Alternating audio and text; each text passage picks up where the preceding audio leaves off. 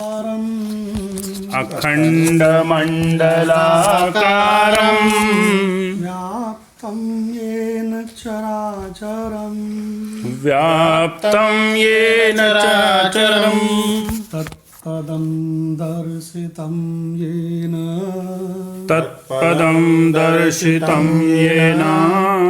तस्मै श्रीगुरवे नमः।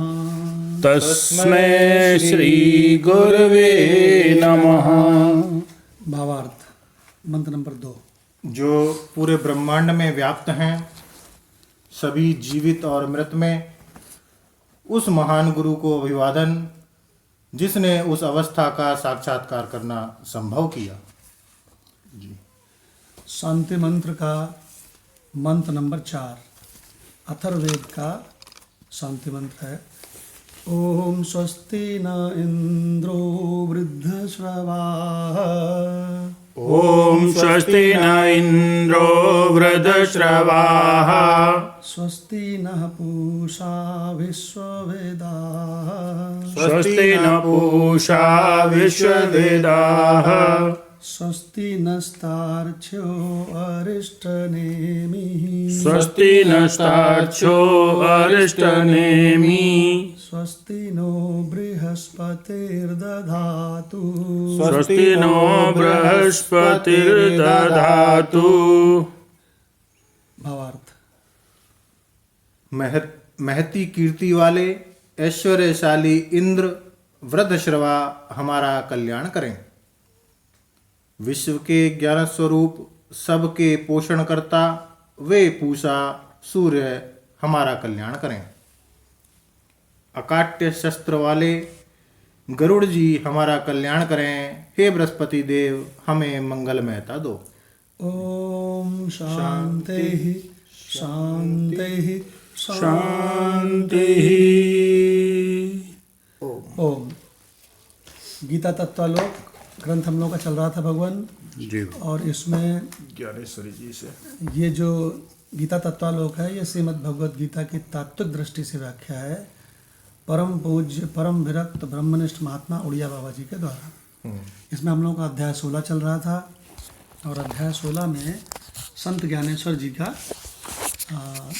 जो शुरू के 3 मंत्र हैं वो हम लोग को लेने हैं। तो सबसे पहले डॉक्टर भगवान से रिक्वेस्ट है कि इसका पेज नंबर 606 पे मंत्र नंबर 2 की व्याख्या ले लें। उसके पहले एक बार मंत्र की चैंटिंग कर लेते हैं। अहिंसा सत्यम क्रोधः अहिंसा सत्यम क्रोधः त्यागः शान्तिर्पैशुनम् त्यागः शान्तिः पैशुनम् दया भूतेषु अलोलुप्त्वम् दया भूतेषु अलोलुप्तम् मार्दवं ह्रीरचापलम् मार्दवम् ह्रीरचापलम्। इसमें भगवान दैवी संपदा बता रहे हैं। अब डॉक्टर भगवान से ज्ञानेश्वरी गीता का 16/2 का अर्थ सुनते हैं। जी भगवान। जी भगवान प्रणाम। जी प्रणाम। भगवान इसमें भगवान कृष्ण जी दैवी संपदा बता रहे हैं। दैवी संपदा में क्या क्या है तो 3 मंत्रों में बताएंगे। पहले मंत्र में 8 बता दिए, टोटल 27 हैं। अब दूसरे मंत्र में 8-9 इसमें आएंगे। तो इसको संत ज्ञानेश्वर जी कैसे एक्सप्लेन करते हैं वो देखते हैं। जगत को सुख प्रदान करने के उद्देश्य से ही शरीर से, वाणी से और मन से व्यवहार करने को अहिंसा कहते हैं। सो अहिंसा क्या हो गई, इनकी डेफिनेशन थोड़ी अलग हो गई कि जिससे जगत को सुख प्रदान हो, मनसा वाचा कर्मणा, शरीर से, वाणी से और मन से जिससे जगत को सुख प्रदान हो वो अहिंसा है। मोगरे की कली जैसे अत्यंत छोटी होने पर भी कोमल होती है, अथवा चंद्रमा का प्रकाश जैसे तेजवान होने पर भी शीत गुण युक्त होता है, ठीक वैसे ही जो व्याख्यान सूक्ष्म और तेजस्वी होने पर भी कोमल तथा शीतल होता है सत्य है। जब ऐसी औषधि कहीं ना मिलती हो जिसके दर्शन मात्र से ही व्याधि का निवारण हो जाता है और जो स्वाद में कटु भी ना लगे, तो फिर ऐसी वस्तु भला कहाँ मिल सकती है जिसके साथ सत्य की सटीक उपमा दी जा सके।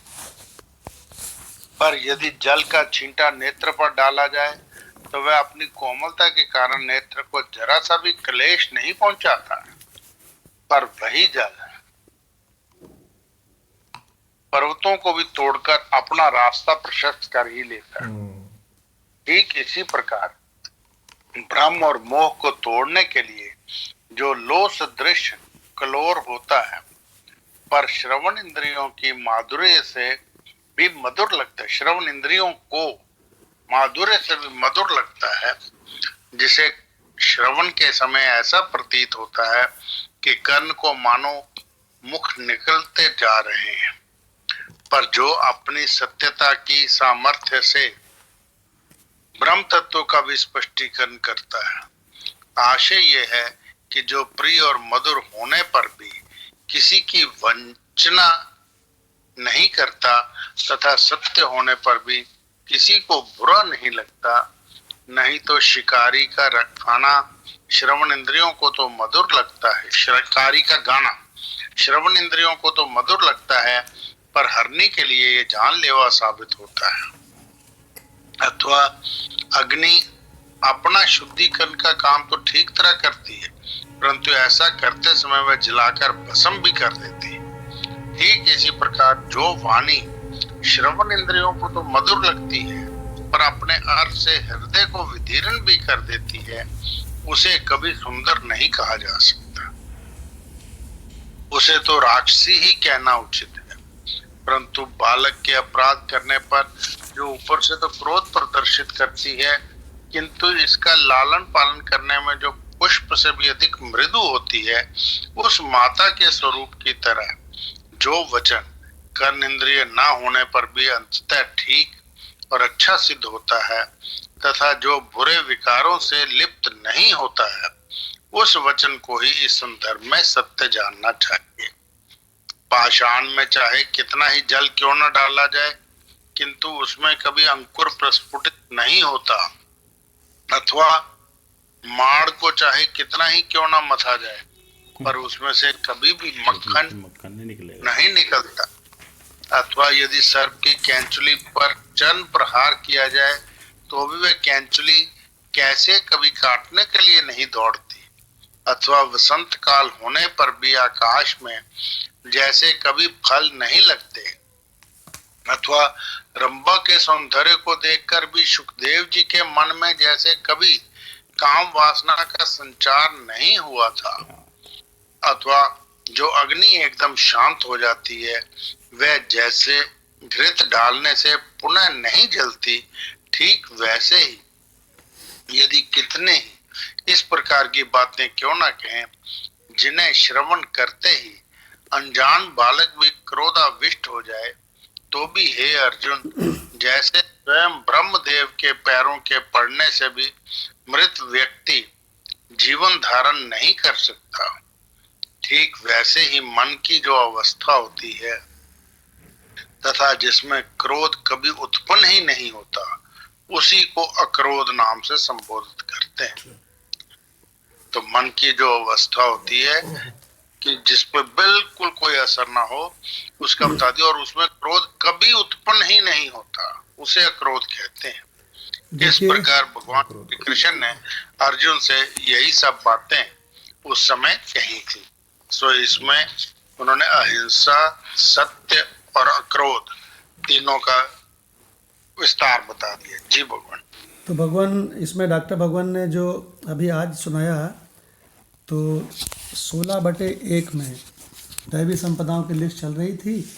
8 दैवी संपदाएं 16/1 में बता दी भगवान ने, और 16/2 में एक बताई अहिंसा 9 नंबर, सत्यम ये बताया 10 नंबर, और अक्रोधा ये बताया 11 नंबर।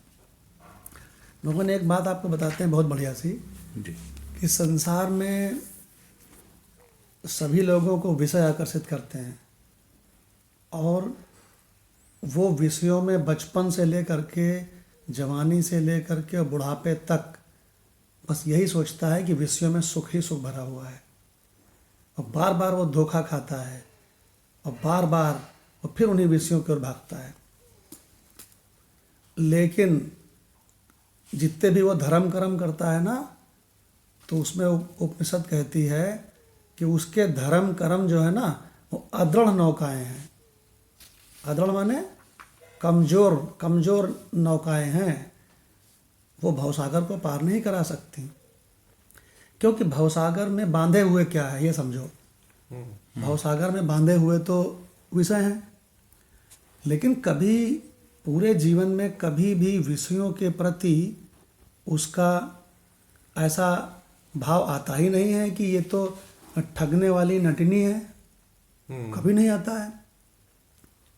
अगर आपने देखो कि अगर जो बूढ़ा हो जाता है तो उसकी इंद्रियां वगैरह कमज़ोर हो जाती हैं, तो वो क्या करता है कि वो कामुक बातें करके ही बड़ा अपने आप को सोचता है कि हम भोग का आनंद ले रहे हैं। यहाँ तक कि कामायनी ग्रंथ एक जयशंकर प्रसाद जी का लिखा हुआ है, तो इस प्रकार के ग्रंथों को लिखकर आपस में ऐसी बातें करके इस प्रकार का मनोचिंतन करके तो भगवान कैसे वो भवसागर से छूटे। फंसा रखा था विषयों ने, और विषय कितने घृणित हैं, विषय कितना हमें दरिद्र बनाते हैं, और विषय बिल्कुल विष के समान है, ये तो उसको कभी पता ही नहीं चलता ना। और उसको उसके माँ बाप भी यही सिखाते हैं कि बेटा खूब ज़्यादा विषय होने चाहिए। तो भगवान वो कैसे उससे निकलेगा। फंसा रखा है विषयों ने, और बचपन से लेकर के बड़े तक संस्कार क्या दिए जा रहे हैं विषयों के। और भगवान उसके माँ बाप भी वही सिखा रहे हैं, उसकी पत्नी भी वही सिखा रही है, उसका पति भी वही सिखा रहा है, उसके जितने मिलने वाले हैं सब यही सिखा रहे हैं। वो तो जब वेदांत में आता है तो भगवान पराविद्या में आता है, उपनिषदों में आता है, गीता में आता है, तब वो पहली बार जब पहला पन्ना पलटता है तो उसमें आता है जो छुटकारा तू है चाहता, विष सम विषय तज तात रे। तो कहते विष सम विषय, ये तो हम बहुत बढ़िया समझ रहे थे। हम तो सोच रहे थे ये वाली पत्नी से सुख नहीं मिला तो दूसरी से मिलेगा, दूसरी से नहीं मिला तो तीसरी से मिलेगा, ये वाले पति से सुख नहीं मिला तो दूसरे पति से मिलेगा। अरे उसका पति तो बड़ा हैंडसम है, अरे जिसका पति बड़ा हैंडसम है ना, उस हैंडसम वाले पति की पत्नी से जाके पूछो, सब पता लग जाएगा। और जिसकी पत्नी बड़ी सुंदर है, उस सुंदर पत्नी के पति से जाके पूछो, भगवान सारा का सारा पोल खुल जाएगी। अच्छा, चूंकि सब के सब एक ही रोग से ग्रसित हैं, इसलिए सब एक दूसरे को बताते नहीं हैं। क्या कहते हैं, बढ़िया हालचाल है जी, जी बहुत बढ़िया हालचाल है, ढकी रहने दो पोल। हाँ कक्का जबलपुर की ढकी रहने दो पोल। तो भगवान पहली बार जब उसको सत्संग में सुनने को मिलता है कि रस रूप गंध शब्द स्पर्श, यही वो भयानक विषय है जो हमको रांधे हुए हैं, बांधे हुए हैं। और ये अच्छे दिखाई पड़ते हैं, लेकिन ये भयंकर के भयंकर माया रूपी नटनी के पांचों पेच हैं। हमारे राणा भगवान सुनाते हैं ना, माया नटी के, सुनते हैं माधव राणा भगवान से। जी भगवान। माया नटी के पेच को पहचान जब तू जाएगा, श्रृंगार कैसे भी करे धोखा नहीं तू खाएगा, धोखा नहीं तू खाएगा। तो भगवान पहली बार उसको एक नई चीज़ सुनने को मिलती है। अब बचपन से संस्कार क्या पड़े हैं कि रस रूप गंध शब्द स्पर्श बहुत बढ़िया चीज़ है।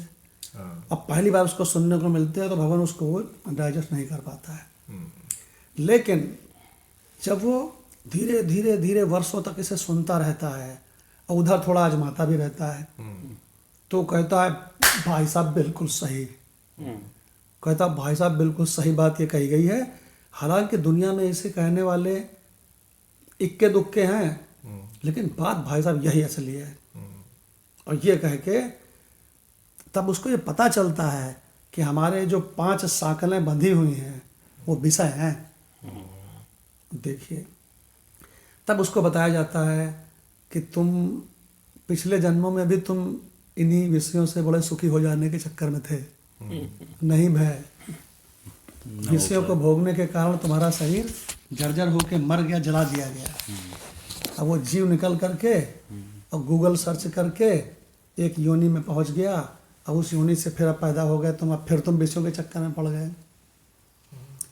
तो भगवान जैसे ही वो ब्रह्म विद्या में आता है और इस रहस्य को जानता है कि जो छुटकारा है तू चाहता, किससे? दुख से, मृत्यु से। विष सम विषय तज तातरे, आर्जव क्षमा संतोष समधम, पी अमृत दिन रात रे। तो भगवान उसको पहले दृष्टि एक मिलती है, उसको दृष्टि मिलती है कि ओहो इनमें तो सुख नहीं है। तो फिर वो महात्मा से पूछता है, लेकिन बीच बीच में रस रूप गंध शब्द स्पर्श में बीच बीच में हमको सुख थोड़ा मिलता तो है, और इनमें नहीं है तो किस में है? इनमें नहीं है तो किस में है? तो महात्मा बताता है, जैसे कुत्ता हड्डी को चबाता है और बड़ा उसको स्वाद आता है, अगर सिंह निकल के आ जाए जंगल से तो अपना हड्डी का टुकड़ा लेके भागता है और कहीं जा करके किसी कंदरा में छिप करके वहाँ बैठ जाता है हड्डी लेके। तो कुत्ते को गलत फहमी है कि हड्डी से हमको स्वाद आ रहा है, और हड्डी तो बिल्कुल पत्थर की तरह है, हड्डी में क्या काक स्वाद आएगा? तो स्वाद कैसे क्या रहा होता है, उसके खुद के गलफड़े जो कट जाते हैं चबाते चबाते, तो उससे जो रक्त बह रहा है उसका स्वाद आता है। तो इस उदाहरण को दे करके महात्मा बताता है कि अबे ये तुमको जो रस रूप गंध शब्द स्पर्श में सुख आ रहा है, ये मुर्दे को आ सकता है? मुर्दे को ये सुख आ सकता है? तो कहा नहीं महाराज, मुर्दे को नहीं आ सकता। बोले क्यों? क्योंकि उसमें चैतन्य नहीं है, चिदाभास नहीं है। जीव तो उसमें भी है। जीव तो है। अरे जीव मतलब जो मुर्दा है उसमें आत्मा तो सर्वत्र परिपूर्ण है। आत्मा में ही सारा प्रपंच, करोड़ों करोड़ों ब्रह्मांड, जीव जगत, ईश्वर सब सपने के समान प्रतीत हो रहे हैं। तो मुर्दे, जब आत्मा परिपूर्ण वस्तु है तो मुर्दे में भी है। मुर्दे में भी आत्मा है। मुर्दे में आत्मा है, ये तो अकाट्य सत्य है। लेकिन जो आत्मा का एक प्रतिबिंब चिदाभास उस मुर्दे के अंदर जीव, वो नहीं है। तो चैतन्य, विशेष चैतन्य न होने के कारण मुर्दे को सुख नहीं आता है। देखो भगवान, तब उसको बताया जाता है कि अबे विषयों में जो सुख आ रहा है वो तुझ चैतन्य का सुख है। मुर्दे के मुंह में रसगुल्ला रखो, सुख नहीं आएगा। नहीं आएगा। देखो भगवान, तो कहता अच्छा मेरा सुख इन विषयों से मिलता हुआ नजर आ रहा है, माया तो बड़ी विचित्र है। तो पहली बार उसको पता चलता है कि मैं आत्मा ही सुख स्वरूप हूँ। इसीलिए गहरी नींद में सबको 8 घंटे बहुत आनंद आता है, और ऐसा आनंद आता है कि वो आनंद दुख से मिश्रित नहीं है। जागने वाला आनंद, जो जागने वाला सुख जो है विषयों का, वो दुख से मिश्रित है। सपने वाला भी जो सुख है वो दुख से मिश्रित है। लेकिन जो गहरी नींद वाला आनंद है उसमें दुख बिल्कुल भी नहीं है। तो गहरी नींद में जहाँ कोई विषय नहीं है, वहाँ इतना तगड़ा 8 घंटे का सुख कहाँ से आया? भगवान उसको इसी जगह पर क्लियर होता है, अच्छा वहाँ केवल मैं ही रहता हूँ, वहाँ केवल मैं आत्मस्वरूप रहता हूँ, वहाँ हमको बड़ा सुख मिलता है। इसका मतलब मैं सुख स्वरूप हूँ। और जागृत और स्वप्न में जो मेरी दृष्टि पड़ती है, मुझसे सुख उसमें ट्रांसफर होता है। अब मैं कह दूं अरे बेकार है, छी। अर्जुन ने उर्वशी से कहा तुम में क्या सुंदर है, छी। अगर मैं तुमको अपनी भार्या की तरह देखूं तो मेरा क्या बोलते हैं धर्म खत्म होता है। मेरा गुरु जो कृष्ण है उस पर ये समझ लो उसके मुंह पर जूता मारने जैसा है। अगर मैं तेरे हाड़ मांस के शरीर को देख करके मैं अधर्म करने के लिए तैयार हो जाऊं। देखिए भगवान, तो ऐसा क्यों हो गया? क्योंकि भगवान कृष्ण ने अर्जुन को पराविद्या वेदांत सुना दिया था, और वेदांत सुनने के बाद अर्जुन भगवान बिल्कुल स्पष्ट था उसको कि इन 5 भूतों में, इन विषयों में, इस जगत में, असत में कहीं कोई सुख नहीं है, और सुख का स्वरूप तो मैं हूँ। तो भगवान विवेकानंद जी अमेरिका में, वो सुंदर स्त्री उनके पीछे पड़ी रही हैं, विश्व सुंदरी, और विवेकानंद जी ने कहा नहीं, आप मेरी माता हैं। माँ कह के पैर छू लिए। उनको माँ कह के पैर छू लिए, सारा काम आवेश उतर गया उसका। तो भगवान पहले कहीं सुनने को तो मिले तुमको कि जिसने पूरी दुनिया लालायित है, पूरी दुनिया गलत है। क्या सुनने को मिले? कि पूरी दुनिया की भीड़ गलत है जो विश्व में भाग रही है। सुख, तुमको परमानेंट सुख चाहिए ना, तो परमानेंट सुख तुम्हारे अपने स्वरूप में है। और जितने विषय दिखाई पड़ते हैं ये केवल दिखाई पड़ते हैं सुखद, सुखद इसमें से एको नहीं है। तुम्हारी गलत फहमी है कि बच्चे तुमको सुख देंगे, तुम्हारी गलत फहमी है कि पत्नी हमको सुख से तृप्त कर देगी, तुम्हारी गलत फहमी है कि पति हमको सुख से तृप्त कर देगा।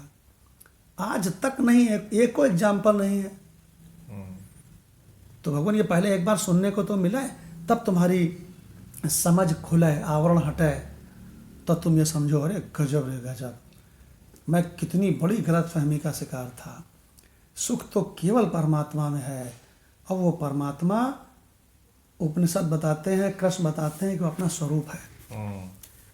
तो कहता है आ,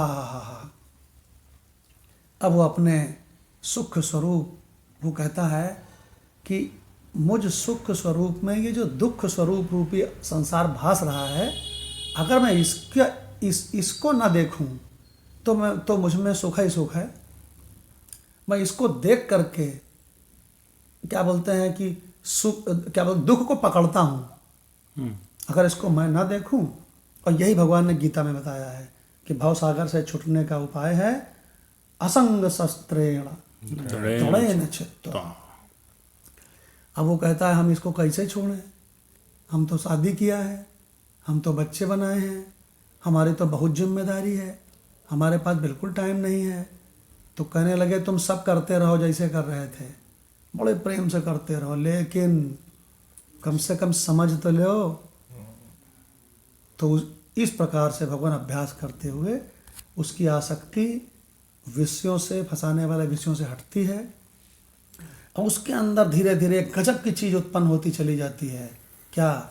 विवेक, वैराग्य, सठ संपत्ति, मुमुक्षा। वो जानना चाहता है कि कृष्ण क्या बता रहे हैं जो जिसमें मृत्यु का प्रवेश नहीं है।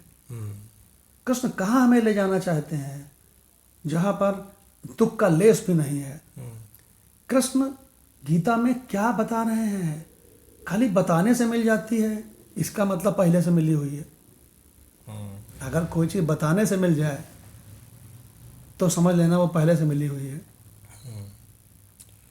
केवल ज्ञान से जो मिल जाए, केवल ज्ञान से मिल जाए। क्या ज्ञान से मिल जाए? तुम्हारे ही पास है,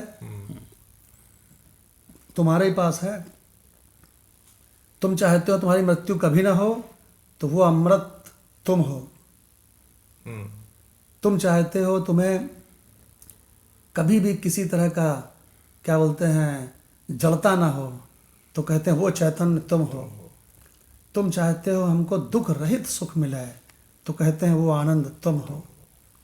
देखो भगवान क्या गजब की बात है।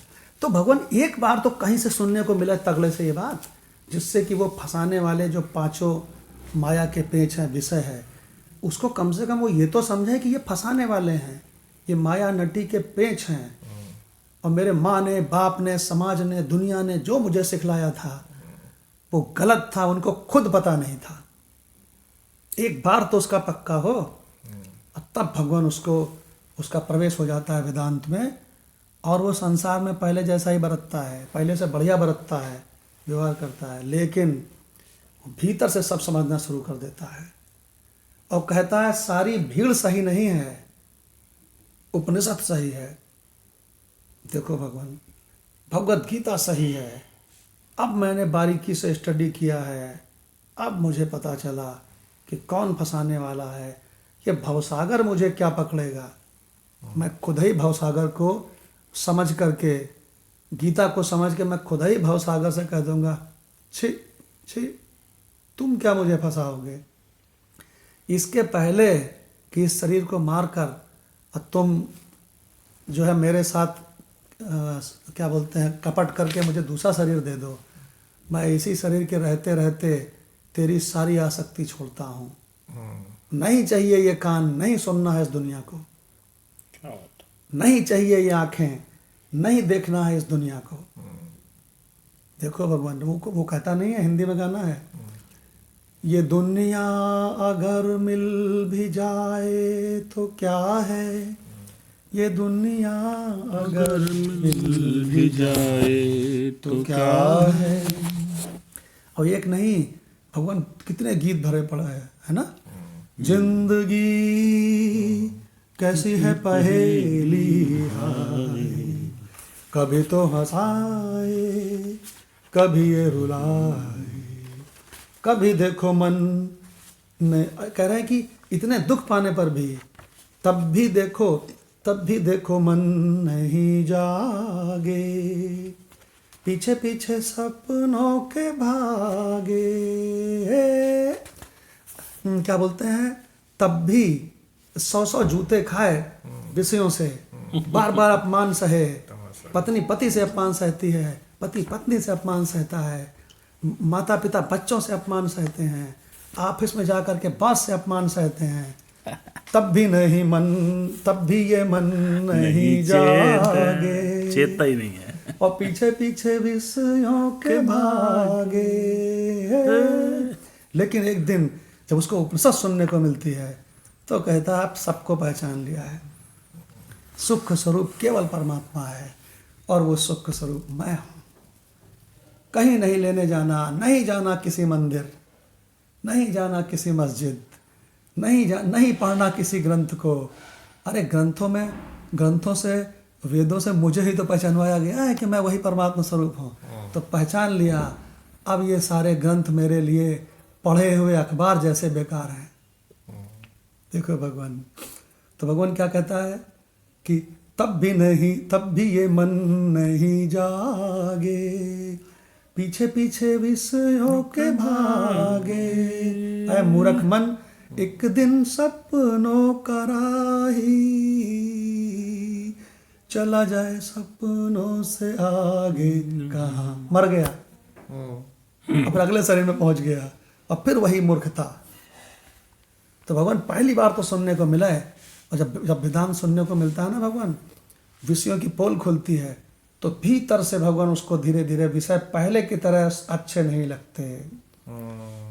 बताओ मदन लाल, भगवान पहले की तरह अच्छे लगते हैं कि धीरे धीरे पोल खुल जाती है तो लगता है छी, हटा छी। जी भगवान, ठीक नहीं लगता भगवान, अच्छा नहीं लगता है। देखिए लाल सिंह, भगवान वेदांत के बाद में क्या पहले की तरह विषय आकर्षित कर पाते हैं जिज्ञासु को? नहीं, फिर तो नाम मात्र के रह जाते हैं भगवान। हाँ, तो जान लेता है, उनका जो तत्व जान लेता है, मैं कुछ नहीं रखा है, इसलिए वो क्षणिक भले ही हो जाए, लेकिन बाद में सट ही जाता है। हाँ। अच्छा ये केवल पुरुष नहीं कह रहे हैं, देखो मैं अभी स्त्री से पूछता हूँ। कंचन भगवान, आप बताइए, क्या विषय पहले की तरह आकर्षित कर पाते हैं उसको, जिज्ञासु को? जी भगवान, बिल्कुल भी नहीं कर पाते भगवान। देखिए भगवान, इसका मतलब ये है कि भगवान एक बार उसको विवेक सुनने को मिले, एक बार उसको वास्तव में वैराग्य समझ आए हैं, एक फिर उसके पास सठ संपत्ति आवे और भगवान मुमुच्छा आवे कि नहीं चाहिए, हटा लो मेरे सामने से ये दुनिया, क्यों भाई, नहीं चाहिए ये घटिया सी दुनिया। अब भगवान वो बिल्कुल निराला हो जाता है। देखिए हम 5 लेके बैठे हैं। हाँ, इसका मतलब हम कहते हैं बेस्ट योनि है, इसमें सब जीवों के अंदर एक एक लुटेरा है। हाँ, इसमें 5 डकैत हैं, 5 डकैत बैठे हुए एक साथ। मदन लाल भगवान कहते हैं कि चोर नहीं है ये विषय, डकैत है, डकैत। डकैत इसलिए है कि ये मालूम होता है कि ये गलत है, लेकिन फिर भी वो उसी में क्या बोलते हैं, लालायित होकर के फिर उसी में 100 जूते खाए और तमाशा घुस घुस देखेंगे। देखो भगवान पतंग ज्योति के एक विषय में फिर रूप में फंसा, हाँ खो देता अपने आप को, बहुत बढ़िया। है कि नहीं? हाँ इसी तरह से ये जो 5 हैं, 5 जो हिरण है शब्द में, अब वही शिकारी जो है गाना गुनगुनाता है, जो भी आ रहा था बस, हाँ आ जाया था। और वह उसको सुनने के लिए बस फंसता है जाके हिरण। हाँ देखो अभी राणा भगवान क्या बता रहे हैं कि मनुष्य योनि 84 लाख योनियों में सबसे बढ़िया है, लेकिन एक विषय से बहुत सारे जीव बंधे हुए हैं, लेकिन मनुष्य चूंकि बहुत बढ़िया योनि है तो 5 विषय इसके पीछे लगे हैं। मदनलाल भगवान ये 5 चोर हैं कि डकैत?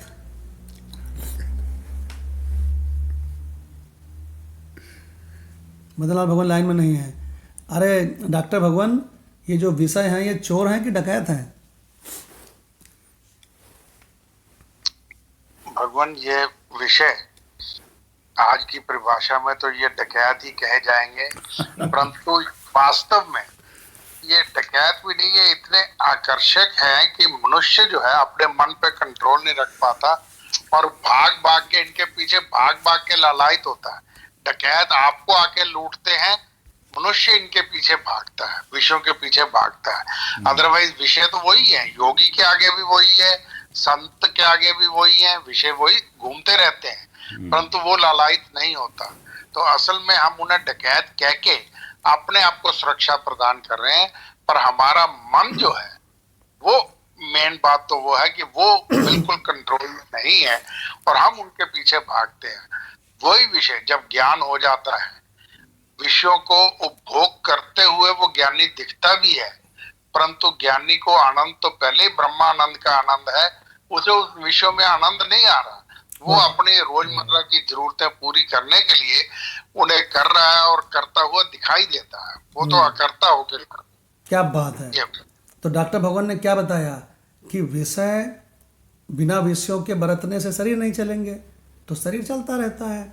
तो जैसे केचुल की भांति, क्यों भाई, जैसे सांप अपने केचुल से कहता है तू घिसट घिसट के व्यवहार करता रहे, चलता रहे इधर उधर, वैसे भगवान वो कहता है अपने शरीर से कि तू अपना क्या बोलते हैं घिसट घिसट के जो व्यवहार करना है शेष प्रारब्ध है सो करता रहे। लेकिन एक चीज़ सुन ले, अब मुझे आकर्षण इसका नहीं रहा, अब विषयों का आकर्षण मुझे नहीं बांध सकता है, क्योंकि मुझे सद्गुरु मिल गया है, क्योंकि मुझे उपनिषद मिल गई है, क्योंकि मुझे गीता का ज्ञान मिल गया है।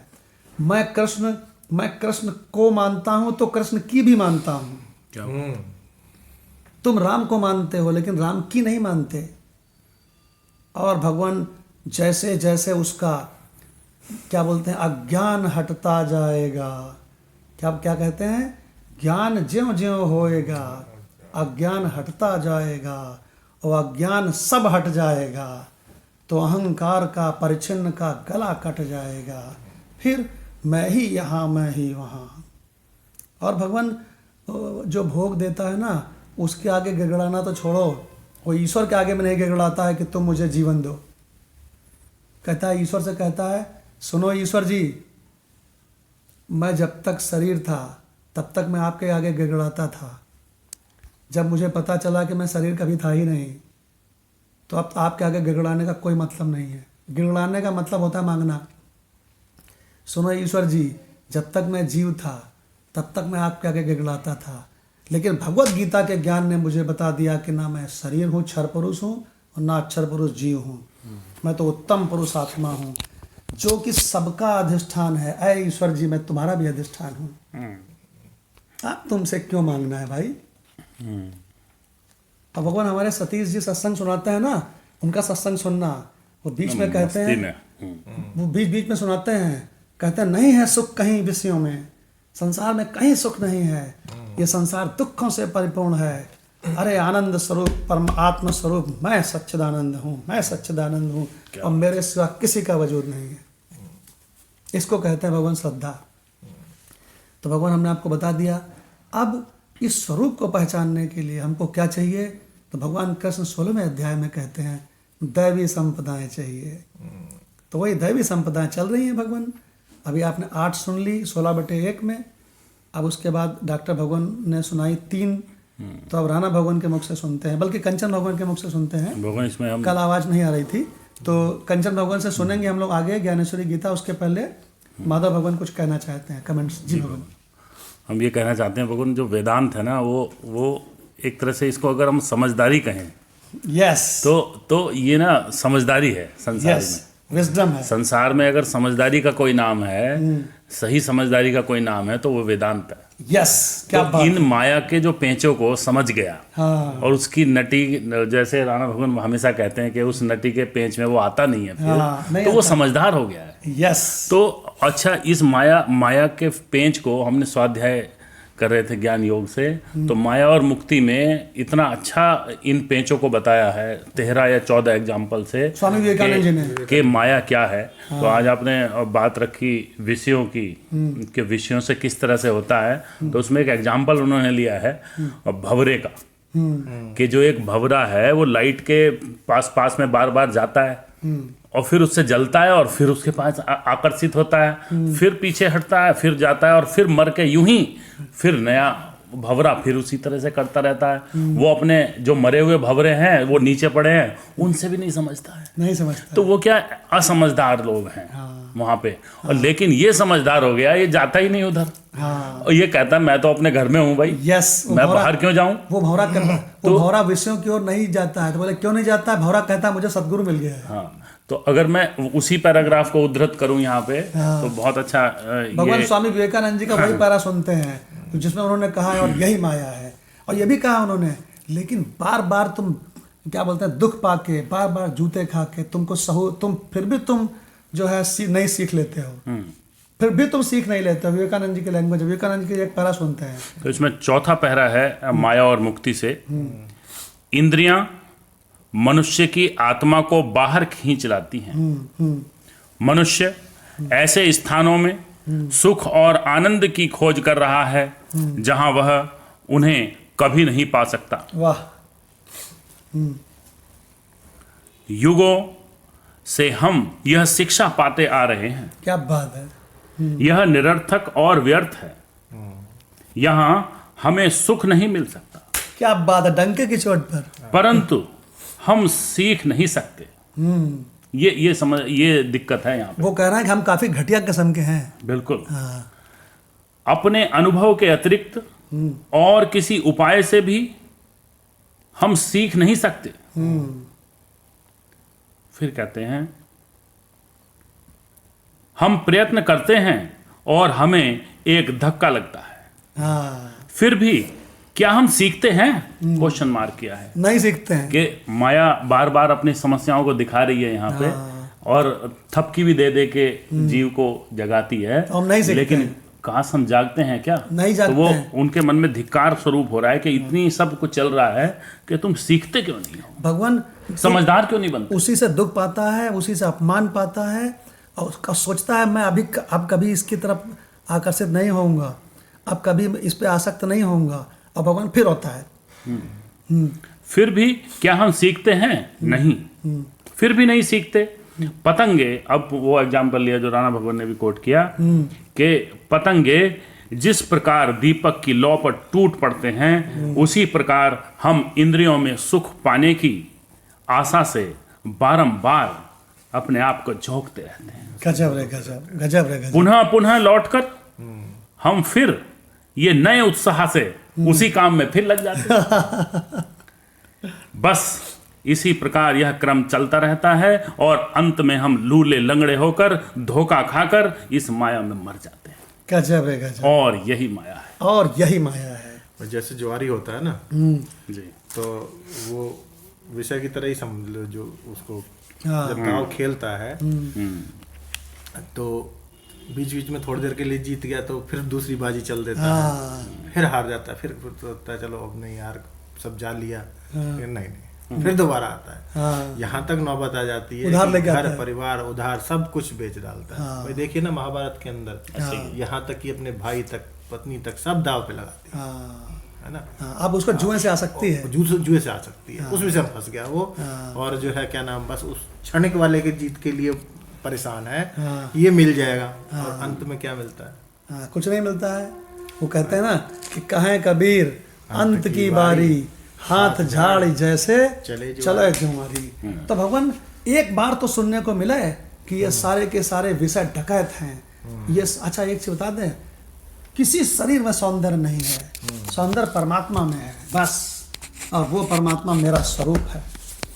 एक बार तो सुनने को मिला है। अगर तुम जा करके उस गुरु के आगे बोलो कि वो शरीर बड़ा सुंदर है, ये विषय बड़ा सुंदर है, सिंगापुर बड़ा सुंदर है, दुबई बड़ा सुंदर है, तो कहेगा हट मूर्ख, क्या तुझको दुबई देखने का, सिंगापुर देखने का सुख क्या अभी भी है? तो कहते नहीं, वो जिस समय देखा था उसी समय था। तो बोले क्या तू ऐसा ही सुख चाहता है? तू तो ऐसा सुख चाहता है जो परमानेंट रहे। सारे जीव ऐसा सुख चाहते हैं जो सुबह भी रहे, शाम भी रहे। सारे जीव ऐसा सुख चाहते हैं घर के भीतर भी रहे, वो सुख घर के बाहर भी रहे। सारे जीव ऐसा सुख चाहते हैं जो कभी कभी न रहे, हर समय रहे। सारे जीव ऐसा सुख चाहते हैं पुरुषार्थ करने से न मिले, अनायास बना रहे, सहज बना रहे। सारे जीव ऐसा सुख चाहते हैं मांगने से मिले, ऐसा नहीं चाहिए, स्वयं अपने आप ही मिला रहे। तो ऐसे सुख का नाम परमात्मा है। भगवान आपकी आवाज बहुत डिस्टर्ब हो रही है जी। डॉक्टर भगवान कुछ बोल रहे हैं? आपकी आवाज अब क्लियर नहीं आ रही। अच्छा, आवाज़ क्लियर नहीं आ रही है। अच्छा चलिए, वो एक मिनट इसमें वो ऑन कर देते हैं। यस, अब शायद कुछ चेंज होगा क्योंकि अब मोबाइल डाटा और वाईफाई दोनों ऑन कर दिए हैं। तो भगवान सारे जीवों को ऐसा सुख चाहिए जो सुबह भी मिले, शाम भी मिले, दिन में भी मिले, रात में भी मिले। भगवान आवाज नहीं आ रही है। अच्छा, आवाज़ बिल्कुल नहीं आ रही है। अब ये जो संसार का वाईफाई है ना, ये गड़बड़ करता है। जो आत्मा का वाईफाई है वो कभी गड़बड़ नहीं करता। तो भगवान एक काम करते हैं कि हम लोग ज्ञानेश्वरी गीता को 608 नंबर से सुनते हैं। 608 नंबर का दूसरा पैरा, क्योंकि मदन लाल भगवान की आवाज़ शायद सबको आ रही है। तो जब जान लेता है ना भगवान, हाँ, तब तो फिर ये कहता है मैं ना दूं सत्ता तुझे, तो मर जाए तो कुमलाए। हाँ, तब ऐसे कहता है सूर्य अपनी रश्मियों की चमक को हटा ले, तेरे अंदर जो तेज है मुझे मालूम है उसका। हाँ, अच्छा एक चीज बता दें, वो ईश्वर से, देवताओं से और समस्त संसार से मालूम क्या कहता है? कहता है तुम क्या सोचते हो कि तुम मेरे ऊपर दया करोगे तो मैं प्रसन्न होऊंगा? मुझे ऐसा ज्ञान मिला है सदगुरु से और भगवत गीता से और उपनिषदों से कि मेरे प्रकाश से तुम प्रकाशित हो रहे हो। ऐ सूर्य, तुम में जो सत्ता है, तुम में जो चमक है, वो मेरी चमक है। यही मंत्र है उसमें। हिरण्मयी पात्रेण, हाँ, हिरण्मयन पात्रेण सत्यस्यापि हितम मुखम। तो भगवान वो कहता है तुम में जो चमक है वो मेरी चमक है। ऐ ब्रह्मा विष्णु महेश, तुम में जो पावर है तीनों में, वो मेरी पावर है। देखो भगवान, और ये ज्ञान उसका पहले ज्ञान होता है, फिर उसका पहले का अभ्यास और ये नया अभ्यास, दोनों में दोनों भेड़ें खूब लड़ती हैं काफी लंबे समय तक है। और बार बार जिसका ज्यादा अभ्यास है वो संसार वाला अभ्यास जीत जाता है, ये तत्व ज्ञान वाला हार जाता है। लेकिन फिर वो सत्संग सुनता है, फिर वो तगड़ा होता है, और फिर ऐसा ही चलती रहती है। और बाद में जैसे जैसे भगवान उसका वैराग्य बढ़ता है, विवेक बढ़ता है, वैसे वैसे उसका तत्व ज्ञान मजबूत होता जाता है, और ये वाली भेड़ कमजोर पड़ती जाती है। वो उसको लगती मारता, कहता हट उधर। अब फिर भगवान वो योगारूढ़ हो जाता है। तो भगवान ज्ञानेश्वरी गीता से सुनते हैं मदन लाल भगवान से, पेज नंबर 608। जी भगवान, अगर आवाज ना आवे मदन लाल भगवान की तो बताना। जी भगवान, प्रणाम भगवान। जी प्रणाम। भगवान लक्ष्मीपति कहते हैं, अब यदि मृतिका का परित्याग कर दिया जाए तो घड़े का, सूत का परित्याग कर दिया जाए तो वस्त्र का, बीज का परित्याग कर दिया जाए तो वृक्ष का, और दीवार का परित्याग कर दिया जाए तो सारे चित्र का, निद्रा का परित्याग कर दिया जाए तो उसमें दृष्टिगोचर होने वाले सारे स्वप्न जाल का, जल का परित्याग कर दिया जाए तो तरंगों का, वर्षा काल का परित्याग कर दिया जाए तो मेघों का, और धन का परित्याग कर दिया जाए तो विषय भोगों का स्वतः परित्याग हो जाता है। क्या बात है भगवान, कल श्रीमद् भागवत पुराण में एक बात आई थी कि धन के घमंड के, धन ज्यादा होने के कारण लोग विषय भोगों में ज्यादा पड़ते हैं। तो भगवान ने एक बात कही थी, उसमें लिखी है कि जिस पर हम अपनी कृपा करते हैं ना, उसके सारे धन को छीन लेते हैं। हाँ, यस, अच्छा। ये शास्त्रों में कई जगह लिखी हुई है। हाँ, कहा है कि जिस पर मेरा अनुग्रह होता है उसके सारे धन को मैं छीन लेता हूँ, उसको धनहीन दरिद्र बना देता हूँ। जिससे कि वो धन से न फंसे। वो थपकी है ये। हाँ, धन जो होता है ये मद से स्त्री है, मदिरा है, जुआ है, इन सब तरफ भागता है। धन का भगवान बताया गया था वहां पर, मैं 1 मिनट लूंगा, कि धन का जो सदुपयोग है, मतलब कि हमारे डॉक्टर भगवान की तरह रेयरेस्ट जो कर पाते हैं। हाँ, और मैं सत्य बता रहा हूँ भगवान, ये रेयरेस्ट धन का मैं देखा है कि लोग मद में आकर जुआ खेलते हैं, वैश्यवृत्ति करते हैं और दूसरों की हत्या करते हैं। तो धन के वजह से मांस, मदिरा, क्या क्या नहीं सेवन करते हैं, जो कि उसका दुरुपयोग है धन का। भगवान ने कहा है कि आपको धन का बताया था कल कि धन जो है उतना ही होना चाहिए जिससे आपका पेट चल सके। क्या बात है। धन यदि आपके पास अधिक है और उसको रखे हैं तो आप चोर हैं। यही भगवान ने कहा कि आप चोर हैं। Yes, yes. इसीलिए बहुत अच्छा था। सुनिए, इसीलिए आपने देखा होगा जो ज़्यादा विवेकी होते हैं वो प्रायः निकल जाते हैं अरण में, जिससे कि एक साथ 5 का छुट्टी मिल जाए। और इसका विधान वेदों ने किया है। मदन लाल भगवान, वेद कहते हैं कितनी उम्र हो गई, तो कहते हैं 75। तो बोले, कहते हैं निकल लो सब छोड़ के। वो कहते हैं बैलेंस लाइफ जीने का सूत्र है वो। हाँ, और कहते हैं, चलो आपको, और कहते हैं 50 साल हो गई, तो कहते हैं 50 साल हो गई तो अब चालू हो जाओ छोड़ना। अब चालू हो जाओ धीरे धीरे, है ना। देखिए भगवान, ये बहुत बढ़िया बात मदन लाल भगवान ने बताई। भगवान 2 मिनट की कहानी है, मैं सुना दूं आपको इसी प्रसंग में। बिल्कुल। दिल्ली के सेठ थे, बहुत उनके पास फैक्ट्री थी, बहुत बड़े मतलब धनवान थे। तो प्रायः वृंदावन जाते थे। तो वृंदावन जाते तो वहां पर वो महात्माओं को लिए भोजन कराना, उनकी सेवा करना, जो भी थे। तो कुछ ऐसे महात्मा थे कि वो वृंदावन छोड़ के जाना ही नहीं चाहते थे। तो एक दिन क्या हुआ, उन्होंने सोचा कि यार मुझे वृंदावन आना पर, चलो मैं अपने यहाँ से दिल्ली से बस ले चलते हैं और सारे महात्मा हैं उनको मैं अपने घर, अपने दिल्ली ले आऊंगा और दिल्ली में उनका अच्छा वस्त्र, भोजन, जो जो होगा सब दूंगा। ऐसे भगवान वो करते रहे। एक दिन एक महात्मा उस गाड़ी में बैठ गए, महात्मा वो। तो लोगों ने कहा, महात्मा जी कहीं वृंदावन छोड़ के जाते नहीं है, क्यों जा रहे हैं? बोले नहीं, मैं चलूंगा। वो भगवान वहां गए और जब गए वहां पर वो, तो उन्होंने दिल्ली गए, दिल्ली को उनकी सेवा की गई। अचानक क्या हुआ, भगवान जो सेठ थे उनका इकलौता पुत्र था और इकलौता पुत्र भगवान मर गया। तो उनको बड़ा आश्चर्य हुआ कि मैं इतना सब कर रहा हूँ, भोजन करा रहा हूँ, सब करा रहा हूँ, महात्माओं की सेवा कर रहा हूँ, फिर मेरे साथ ऐसा अनर्थ कैसे हो गया? तो उनके मन में एक भावना थी, जो सेठ के भगवान, जो सेठ जी, कि मुझे, अब ये थोड़ा व्यवहारिक जगत की बात है, मुझे वृंदावन का वास मिले, यानी मैं कृष्ण की नगरी में ही मैं रहूं। तो उन्होंने कहा कि मैं, सेठ जी ने कहा उस महात्मा से कि मैं चाहता था कि मैं रहूं। तो उस महात्मा ने कहा, जो वृंदावन से छोड़ना नहीं चाहते थे, कभी कभी किसी के साथ गए नहीं बाहर, उन्होंने कहा कि मैं तुम्हें लेने ही आया हूँ यहाँ पर। आने को उद्देश्य था तुमको ले जाना यहाँ से। उस महात्मा ने, भगवान जिसका बहुत बड़ी फैक्ट्री थी, धन दौलत था, सब कुछ त्याग करके फिर वो कृष्ण की नगरी में जाके वास किया। मतलब महात्मा जी उनको लेने आए थे कि तुम जहाँ जहाँ फंसे हो संसार में, वहां से मैं तुमको ले जाने आया हूँ, निकालने। हाँ, अब देखिए महात्माओं की कृपा। भगवान कृष्ण ने क्या किया है? भगवान कृष्ण हम सभी जीवों का कल्याण करने के लिए कहते हैं ना कि कोई कीचड़ में हो तो उसको निकालने के लिए कीचड़ में उतरना पड़ता है कि नहीं? तो भगवान कृष्ण हम लोग को क्षर पुरुष, अक्षर पुरुष, अपरा प्रकृति से पढ़ा रहे हैं।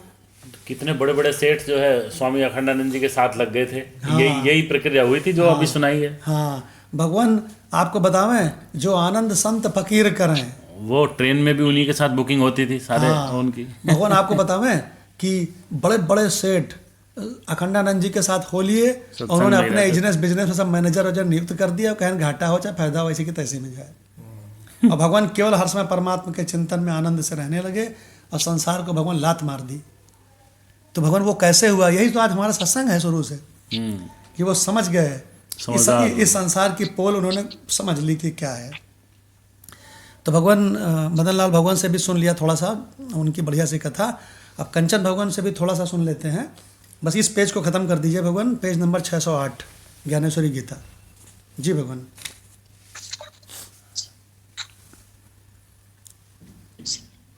निद्रा का परित्याग कर दिया जाता है तो उसमें दृष्टिगोचर होने वाले सारे स्वप्न जाल का जल का परित्याग कर दिया जाए, तो तरंगों का वर्षा काल का परित्याग कर दिया जाए, तो मेघों का तथा धन का परित्याग कर दिया जाए, तो विषय भोगों का स्वतः परित्याग हो जाता है। ठीक इसी प्रकार बुद्धिमान लोग देहात्मक बुद्धि का परित्याग कर समस्त प्रपंचात्मक विषयों को दूर भगा देने को ही त्याग नाम से पुकारते हैं।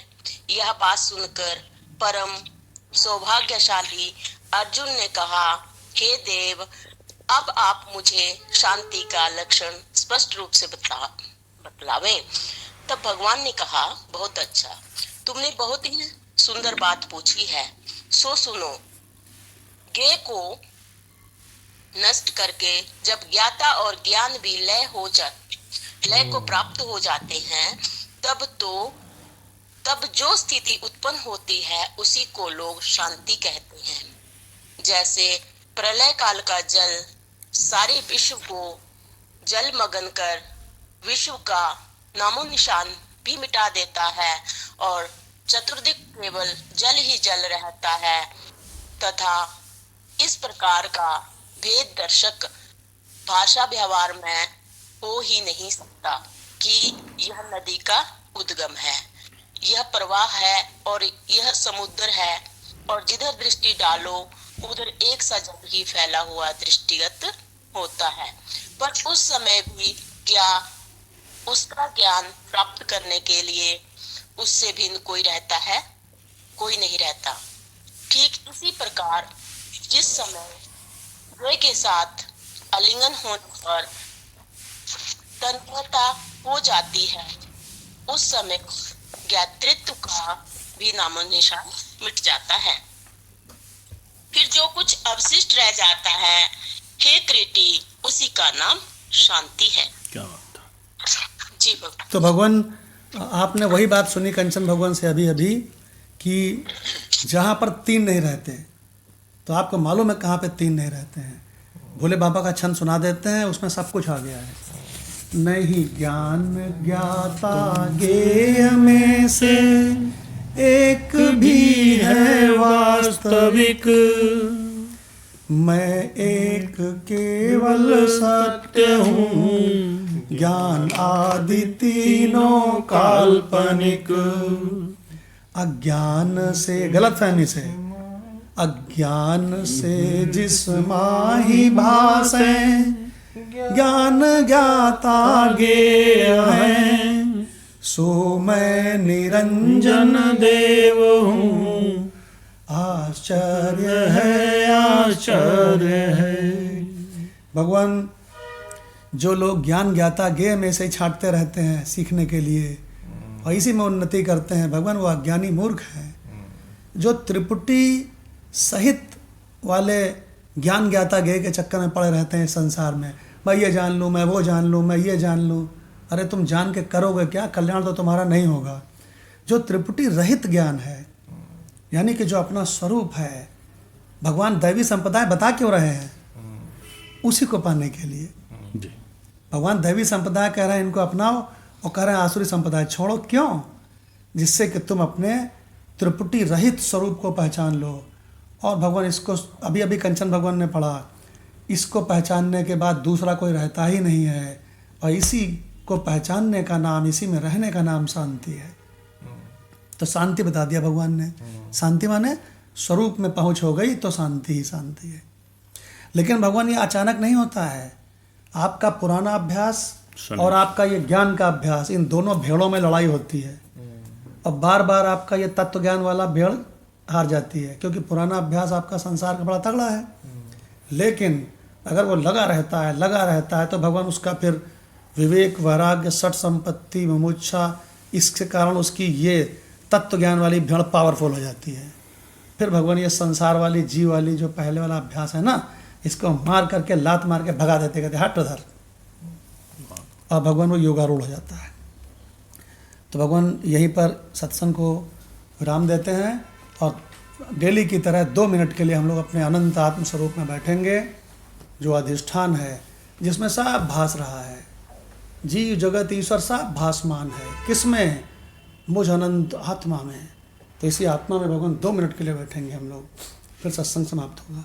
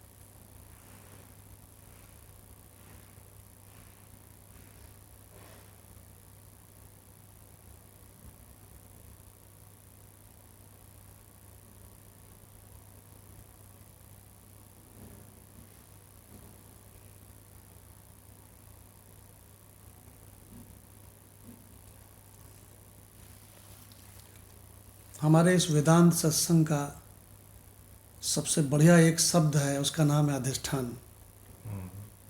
और मज़े की बात है कि मैं अधिष्ठान हूँ, तुम अधिष्ठान हो, सब अधिष्ठान है। अधिष्ठान के सिवा कहीं कोई कुछ नहीं है। इसीलिए इसका मूल मंत्र हम लोगों ने बनाया है, अधिष्ठानो अहम। तो कहने लगे बाकी, तो कहते अहम अद्वयः, दूसरे किसी का नामो निशान नहीं है। इस तरह से भगवान, ये आत्मज्ञान ऐसा ज्ञान है जिसके बाद जीव को कहीं छुछवाना नहीं पड़ता, न किसी सत्संग में जाना पड़ता है, न किसी ग्रंथों को तलाशना पड़ता है। वो तो भगवान अपने आप में परिपूर्ण हो जाता है और कहता है असली चीज़ मैं हूँ। इसीलिए हमने गाना भेजा था कि बेबी डाल मैं सोने दी, ये दुनिया पित्तल दी, ये दुनिया पीतल की है, हटाओ ये दुनिया। ओम शांति शांति शांति। प्रणाम भगवान, प्रणाम भगवान, प्रणाम भगवान, प्रणाम भगवान, प्रणाम गुरुदेव।